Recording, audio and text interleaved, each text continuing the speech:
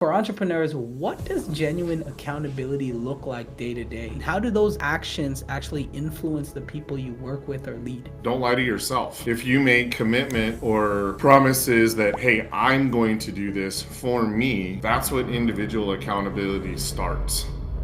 So, how do you see faith and failure working together and fear to keep someone going when the future feels uncertain? Fear and failure, they're universal. The thing about it, it's necessary for innovation, it's necessary for growth, and it's necessary for you to just get. You've heard the saying, there's no I in team your whole life. In sports, in school, in business. The idea that success only comes when you put the group ahead of yourself. That ambition equals ego. That it's better to blend in than to stand out. But my guest here today is going to challenge that.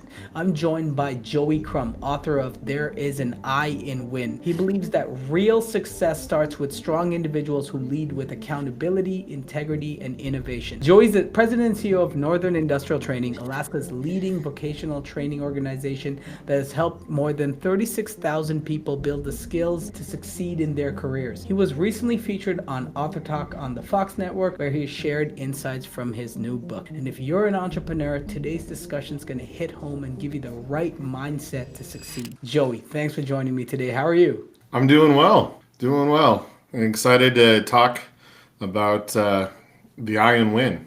Amazing. Yeah. So let's get right to that. Your book challenges one of the most common sayings out there.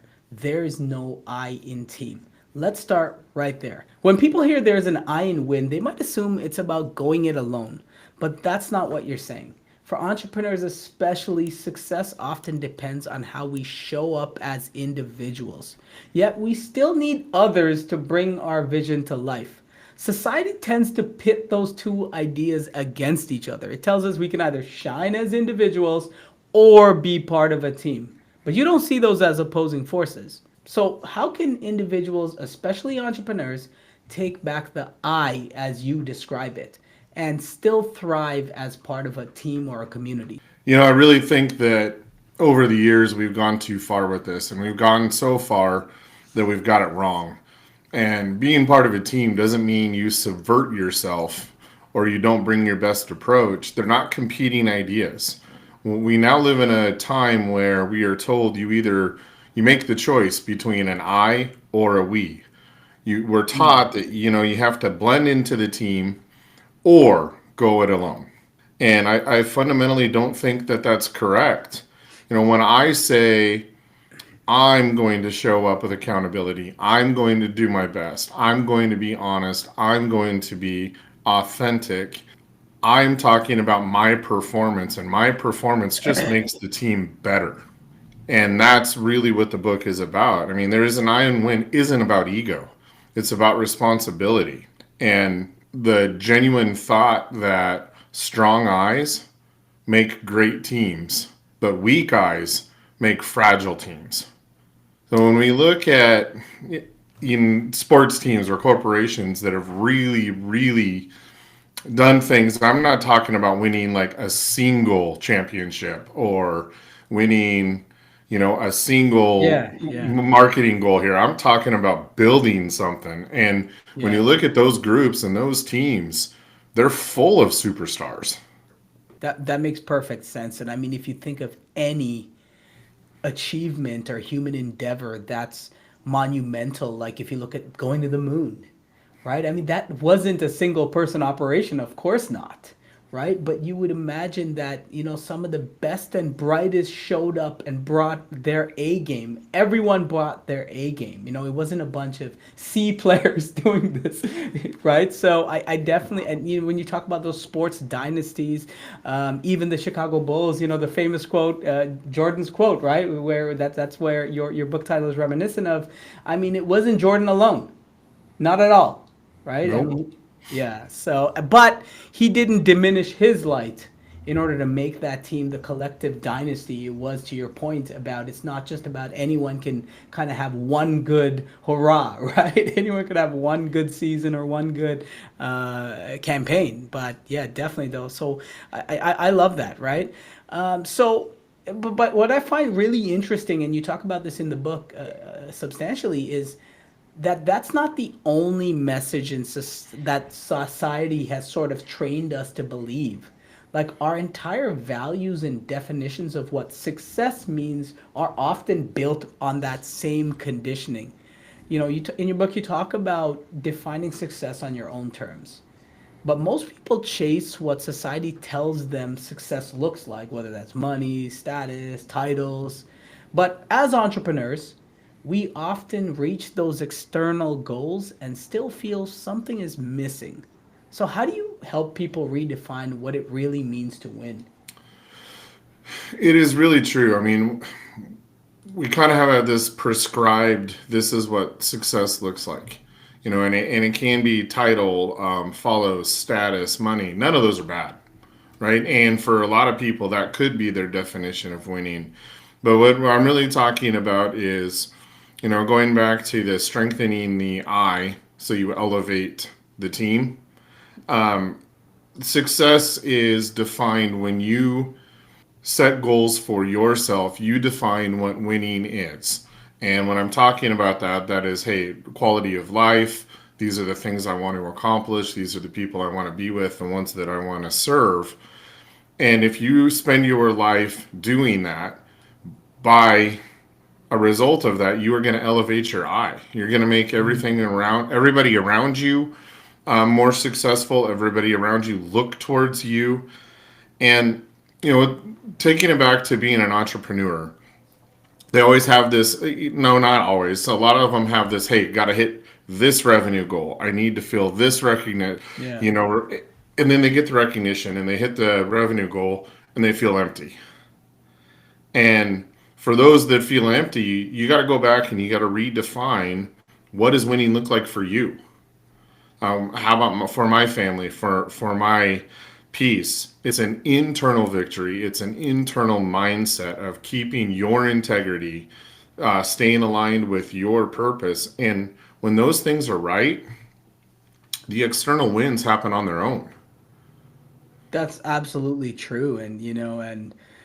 Sometimes people do things where they feel like this is what I should do, and that should come from external factors, as you're saying. Especially as an entrepreneur, as I think about it, very few people in my life, and as I think about the idea of society sort of dictating what you should do, we're all told to go get a job, finish school, go to college, get our degree, and get a job and do this and that, right? And so automatically as an entrepreneur, you're already sort of the rebel or the other in society. It's not something that, and I'm talking about serious entrepreneurs who want to make this a career, like not just some side hustle or something, right? Like you're really trying to do this. And so, yeah, definitely, I think, the whole idea of really internalizing why you're doing this and what success means to you. And like you talked about your family, I think that's what's going to help you also, I think, push through with, like, why are you doing this? And be happy in the end, like you talk about. So, no, definitely. And just even going deeper on that idea of looking within yourself to find that authenticity and purpose. You write that leadership begins with self leadership, and that accountability is where the real progress starts. For entrepreneurs, what does genuine accountability look like day to day? How do those actions actually influence the people you work with or lead? We often confuse leadership with titles. And, Yeah. people with titles are in positions of leadership, but that doesn't mean they're necessarily a leader. And when you unravel that and you take it back to its fundamental, leaders, the best leaders are the ones that attract followers. They're the ones that bring people into the movement. And when we really talk about that, it's about self ownership. So it's really easy. This is taught in kindergarten. Hey, don't make promises to others that you don't keep, right? But what I'm trying to say is bring that back to a more fundamental level and don't lie to yourself. If you make commitments or promises that, hey, I'm going to do this for me, that's what individual accountability starts. Like, hey, that's why so many New Year's Eve resolutions fail, right? I'm going to join the gym and do this. And after 3 months, it fizzles out. The true leaders, when they make that commitment, they keep it.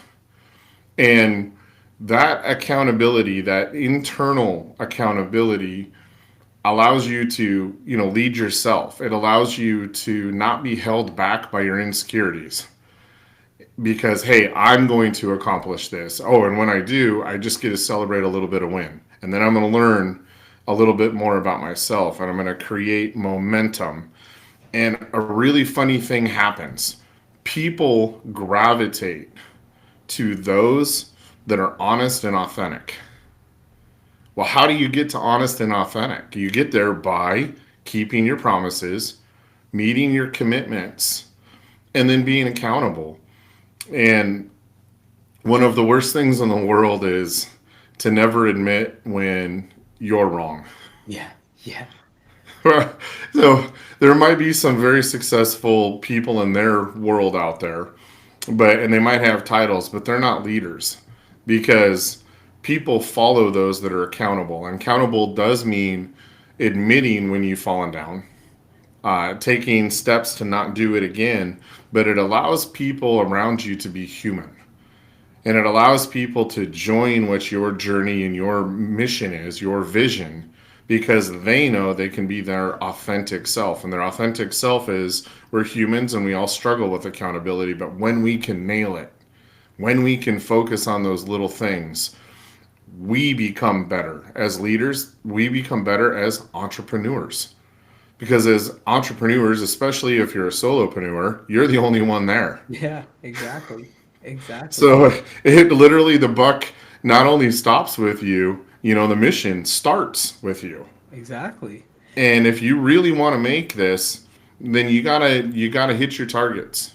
And if you don't hit your targets, you got to know why, and you got to analyze, and you got to move. But it really starts with owning my own actions, my energy, my example, because that's the foundation of every great leader. Yeah, I love it, and I couldn't agree more. You talk a lot about discipline and accountability in the book, and I think it really resonated with me. And when I think about it, thinking about society too, accountability has become like a four-letter word, right? I mean, everything, the whole culture is it's not your fault, right? Going back to your gym example, if you don't stick with your New Year's resolution, it's your genetics, it's your this, it's the society, it's everything else but your fault. And I'm not saying everything is your fault, but I often say this to my son and even people, even to myself. It doesn't matter if it's your fault. Sometimes it's your responsibility. It doesn't matter whose fault it was sometimes, right? And I think accountability is such a core value that's now lost on us in society, and it's almost it's almost conflated with blaming or whose fault it is when that's not at all what it is, right? So no, I love your comments there, and I think it's something that people really need to reflect on and say, hey, am I being accountable? And sometimes that may be your fault and it might not be your fault, but often it is your responsibility, especially as a solopreneur, when you're the one running the show. That's it. Yeah, and when it comes to being honest with yourself, it's interesting. I mean, the one thing absolutely every entrepreneur who's honest with themselves faces is uncertainty. So, one of the most powerful parts of the book is your discussion on fear, failure, and faith. You describe faith not necessarily in a religious sense, but as belief in yourself, in your purpose, or in the process itself. So, for entrepreneurs, the fear of failure, or actually experiencing failure itself, can be extremely crippling, as we all know. So, how do you see faith and failure working together and fear to keep someone going when the future feels uncertain, as it often does, or Right. like things aren't working out as planned? Fear and failure, they're universal. It's literally something that every entrepreneur, every manager, everybody that's ever been responsible for someone else or their own internal success. I mean, that fear is natural. But the thing about it, it's necessary for innovation, it's necessary for growth, and it's necessary for you to just get better. For me, faith's been a big part of my life. I don't talk about it as a religious undertone necessarily, though for me and others like me, it was a source of strength. Hmm. But when you Definitely. use faith, you can go back to things like, hey, go to something small. We have all faced some form of hardship and frankly probably failed at it. But when you wake up the next day and you realize you're still there, it builds a little bit of resiliency, right? And every time you 100%. overcome 100%. a micro failure, hey, I asked this person to go to have coffee and they turned me down, or I go for the I want this revenue, right? Like go to the small stuff, the root of it. Every one of these are training grounds. We shouldn't be afraid of them. Yeah. And that's a weird thing to say. We shouldn't be afraid of fear. What you need is you have to face some of these obstacles in your life, and you have to face your fear and attack it anyway, because that's where faith develops. Right. That's where the belief in what you can do and how you can pivot, how you can survive. That is the root of growth. Yeah, no, that's so true. I mean, failure, we hear like pain is a good teacher, but I think failure and fear are good teachers as well. And even before we hopped on the call the other day in our prep call, you were talking about the thing you want to avoid though is catastrophic failure. And Right. I yeah, and I think that's important, right? I think where like you said, those small failures and even bigger ones, as long as the things you're doing are not out of hubris, right? I think when I think about failure as an entrepreneur, are you taking reasonable gambles here, right? Because everything is a bet. You're betting on yourself. You're betting on many things, but are you making, is this a reasonable strategy? And if it does fail, that's just part of it, and you won't know until you try, right? I think even it's we've learned that our whole life, but yeah. So I think that's definitely something that really resonates, and it's just the fear will always be there. It's natural. It should be there. It keeps you honest, but I think you still have to move forward despite of it. Yeah, and if you have been accountable, self-accountable, you'll be able to overcome some of the challenges even though you're afraid of them, because you'll know where your strengths are and you'll know where they're not. And that's how you avoid catastrophic failure is you continue to try new ideas, new things, and heck, take advantage of the opportunities in front of you by owning what it is you can own. And then if you don't succeed, okay, well, file that as a tool, as a growing point. And then as you go, you get better and better, and you understand, hey, these are my weaknesses that I either work on or I supplement those by the group around me.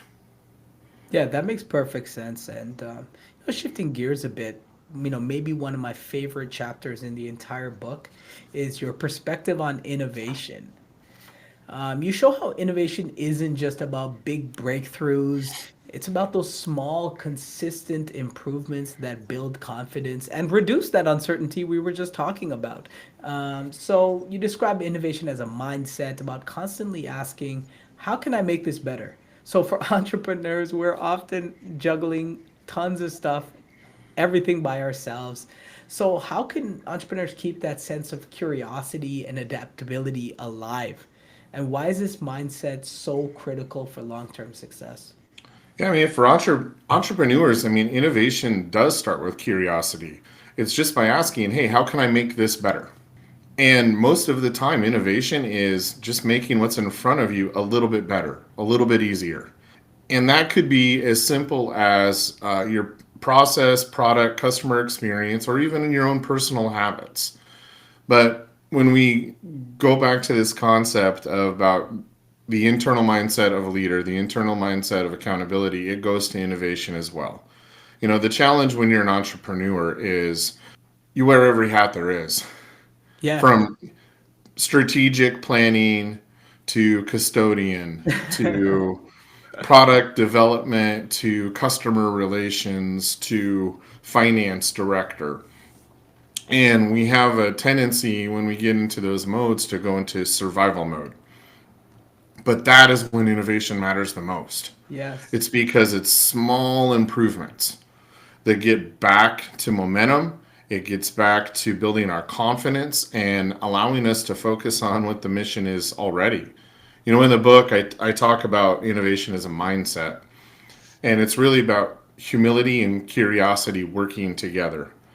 You have to believe you're capable of more. You've already built this resilience, you've already failed at something coming here. And then when you're humble to admit that, hey, you didn't know it all to begin with, that's where curiosity remains. Like, hey, how can I get better? How can I improve this, either my personal habit or what I'm working on? And innovation keeps your business alive. But not only that, more importantly, I would think, is your spirit. It reminds you that progress doesn't require perfection. It's a preference. It's a journey. And the small things that we do every day on the innovation side are what lead to the big ones. A The I hundred. and win is about being intentional, adaptable, and curious, because the moment you stop learning, you stop, well, in my opinion, living. That's so true. You stop living, you stop growing. Exactly. And I love the idea there that it's not like innovation is a word that's owned by, the hard sciences. Either you're solving, some sort of, technological, you're creating some sort of technological breakthrough or anything like, if you figure out a way to, like get your kids to school faster or more efficiently or anything like that. And, that's a huge win. Systemizing things. As an entrepreneur, I think it's so important to systemize things and make things as efficient as possible. And those small wins stack up. I find, right, the more you can innovate with the way you approach a problem, it opens up your mind to think creatively about many other problems as well. So I love that. And I think this has been a great conversation, and I think every entrepreneur can relate to what you're saying. That success really starts within, and who you choose to be every single day authentically. That success is individual to you, and you don't actually have to dim your light to fit in. In fact, your light makes the whole group better and challenges them to bring their best as well. So are there any final takeaways you want to share with everyone? You know, this has been a great conversation, and I appreciate the time and the prep for this, You're and, very and welcome. and talking with you about it. But really, I just hope the listeners really take away that winning doesn't start when you hit your goals. Winning started way, way before that. And it started with internal habits and ownership of who you are. The I is not about ego or hubris, it's about intentionality, being accountable, and being authentic. So, every decision you make to show up, to stay consistent, and to believe in yourself and believe in those around you, that's what winning looks like.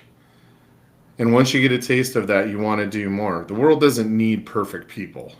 What the world needs is individuals who show up as a whole, show up and give everything they got. And you know what? Maybe today you only have 70% to give, but give 70%. I mean that's such a powerful message to end it on.